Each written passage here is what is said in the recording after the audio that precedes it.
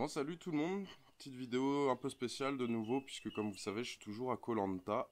Je voulais juste vous montrer un peu le cadre dans lequel je vis actuellement. Ce qu'il faut savoir c'est que l'île est toujours fermée jusqu'au 30 avril. On est en semi-confinement on va dire, c'est-à-dire qu'on peut toujours sortir mais avec les masques parce que nous on en a. Et voilà, donc je vais vous montrer un petit peu les activités de la journée qu'on fait tout simplement. Donc déjà, première activité de la journée, ça va être aller acheter des choses au 7-Eleven, c'est la petite supérette du coin. Et pour ça, je dois mettre le masque.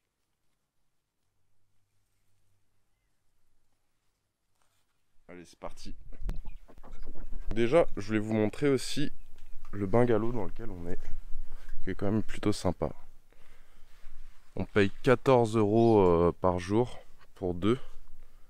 Et voilà, on a une petite terrasse, une salle de bain, une grande chambre. Enfin voilà, on est pas mal du tout. Et en face de ce bungalow, eh ben, on a un petit jardin. Donc tout ça là on peut sortir librement, il n'y a pas de souci.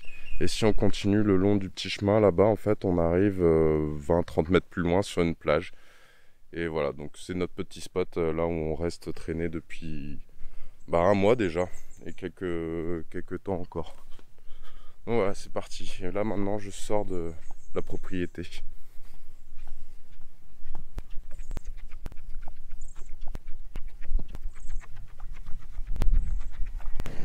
Alors comme je disais dans ma dernière vidéo, c'est vrai que la plupart des commerces sont fermés, les salons de massage, les bars, les restaurants, on peut toujours commander à emporter, mais les hôtels aussi. Donc du coup notre hôtel est fermé. Voilà, c'est pour ça qu'il y a une grande bâche devant. Donc nous on est à Andalif Bungalow, ici. Et voilà, et donc là ils ont tendu une grande bâche. Donc nous comme on est arrivé en fait juste avant la fermeture des hôtels et tout ça, ils ont été d'accord de nous garder. Mais sinon ça aurait été bien compliqué pour nous de rester ici. Donc voilà. Sinon ouais, comme je vous disais aussi, tous les restaurants sont... Enfin pas tous, certains restaurants sont fermés. Alors je vais vous montrer. Donc ouais. Ils mettent tous des bâches en face pour montrer que c'est fermé. Certains restent entrouverts, mais on peut juste commander à emporter. Donc là l'autre restaurant à côté c'est pareil. Tout est fermé.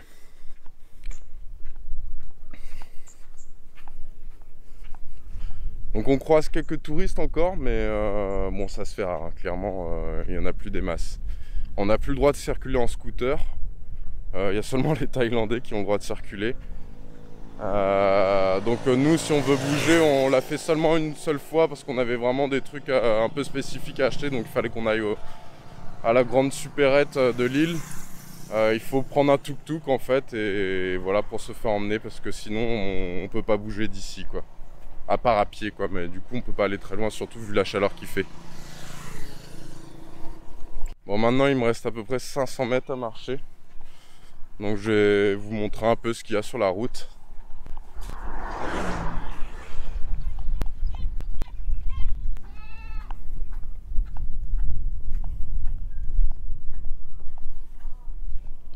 Petite biquette.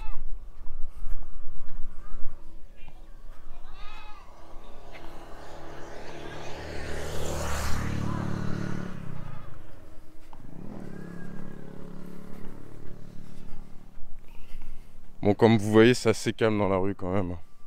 Donc il y a plein de trucs pour les touristes mais en fait tout est fermé quoi.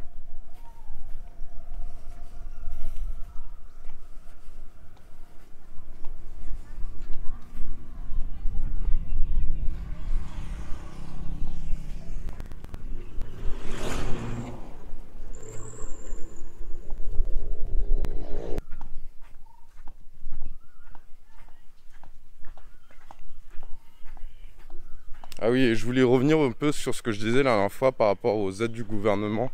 Donc finalement, il y a bien eu des vols de rapatriation pour les touristes étrangers. Il y en a même eu 3 en Thaïlande, 2 en partant de Bangkok et 1 en partant de Phuket. Le seul problème, c'est que ces vols sont arrivés un petit peu tard, puisqu'en fait, au moment où ces vols décollaient, nous, l'île était déjà fermée.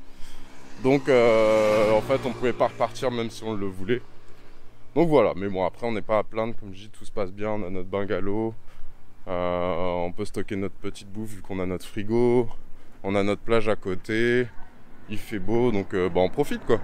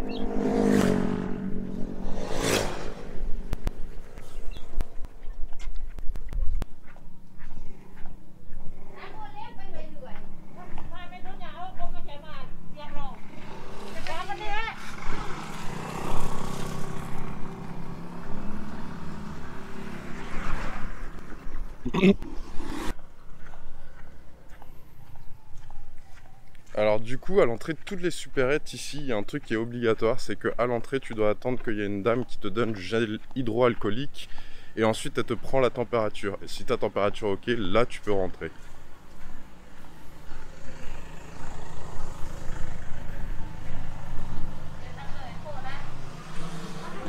Hello. ลด 5%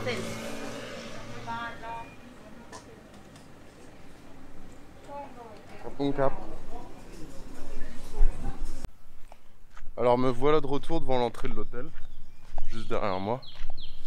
Et bah avant de rentrer justement, je voulais... Pardon, je ressors la caméra.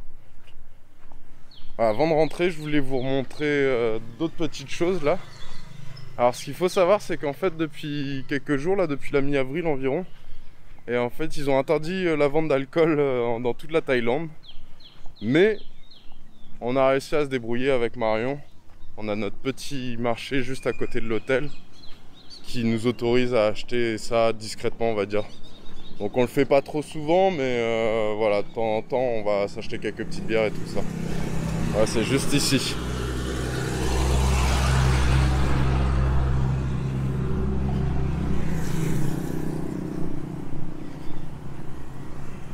Et enfin, je voulais vous montrer autre chose.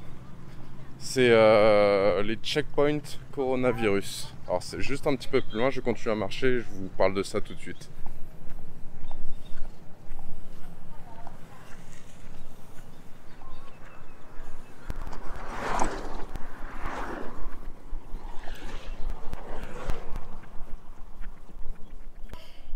Donc voilà un checkpoint coronavirus.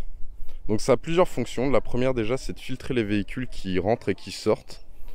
Tout simplement parce qu'on est plus libre de circuler comme on veut, surtout les touristes. Et l'autre fonction, c'est tout simplement avoir des renseignements, prise de température, pour les demandes d'extension de visa, toutes les formes, enfin les demandes administratives, en fait, on peut se rendre ici directement. Il y a plusieurs points sur l'île et un peu partout en Thaïlande, de ce que j'ai compris. Et voilà, et tout se passe ici. Donc bah, franchement, c'est plutôt pas mal fait niveau organisation. Entre les checkpoints coronavirus, les prises de température à tous les magasins, la distribution de masques, je voudrais pas dire, mais ils sont pas si mauvais que ça quand même niveau organisation. Alors officiellement, je crois qu'il n'y a que 50 morts en Thaïlande. Je dis officiellement entre guillemets parce que je pense qu'il y en a quand même beaucoup plus. Après voilà, tout le monde va pas se déclarer, puis surtout ici personne va chez le médecin. Il y en a clairement qui ont dû décéder du coronavirus, mais en fait personne n'est au courant de rien. Mais voilà, mais quand même, après il y a quand même une distanciation sociale automatique ici, puisque d'entrée de jeu ils sont ni la bise ni se serrent la main, ils se font juste un salut à la thaïlandaise en fait, donc il n'y a pas de contact direct. Donc je pense que mine de rien ça limite les cas de transmission. Et voilà, tout simplement. Donc il y a la chaleur aussi peut-être qui limite la transmission du virus, de ce qui se dit. Bon, voilà. Après, comme je dis, c'est des infos à prendre avec des pincettes, puisque bon, on n'est jamais trop sûr dans ces pays-là. Mais ça n'empêche que niveau organisation, bah, il n'y a rien à dire. Franchement, c'est nickel. Nous, depuis qu'on est là, on n'a eu aucune galère, quoi. Au contraire même. La seule crainte qu'on pouvait avoir, c'était par rapport au visa. Et tant tant que le pays sera fermé, tous les visas sont automatiquement étendus sans rien avoir à faire. Juste mettre un nom sur un cahier pour se déclarer. Mais voilà, c'est tout. Donc retour à l'hôtel maintenant.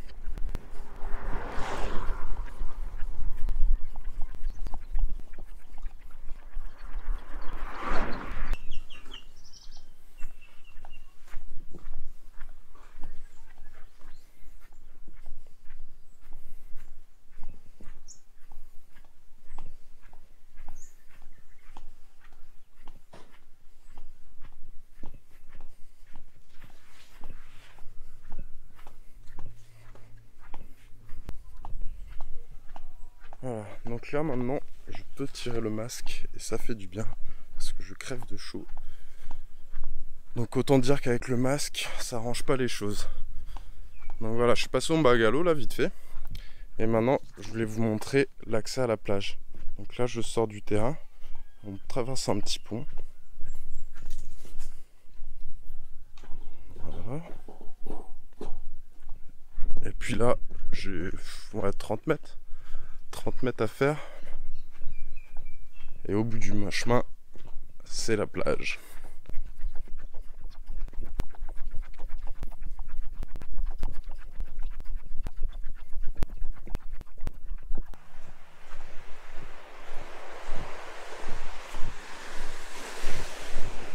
Et voilà la plage. Et comme vous voyez, bah là il y a 2 personnes en face, mais c'est assez rare.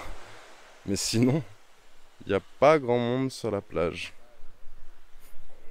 Voilà. Ah mais d'ailleurs c'est nos voisins. Donc les 2 personnes que vous voyez en face, ils sont avec nous dans le bungalow. C'est 2 Espagnols qu'on a rencontrés qui nous ont donné vachement d'aide pour tout ce qui était justement prise d'informations et tout ça. Donc voilà. Je vous ai fait un peu le tour de mon chez-moi actuellement et comment on vivait. Donc comme vous voyez, il y a vraiment aucun problème.